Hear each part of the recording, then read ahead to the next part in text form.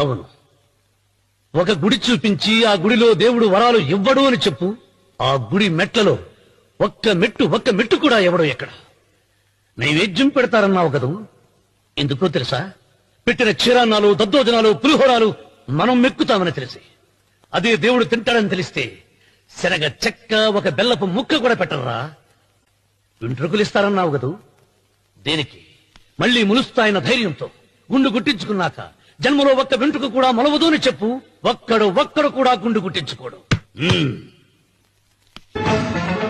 నా దృష్టిలో భగవంతుని పూజించే వాళ్ళు రెండు రకాలు. భయంతో పూజలు చేసేవాళ్ళు, ఆశతో మొక్కేవాళ్ళు. పాపం చేశాం, ఆయనకు దండం పెట్టి చేసిన పాపాన్ని ఏదో ఒక రూపంలో హుండీలో వేసేద్దామనుకునే వాళ్ళు మొదటి రకం. మొక్కితే ఏదో దక్కుతుందని ఆశపడేవాళ్ళు రెండో రకం.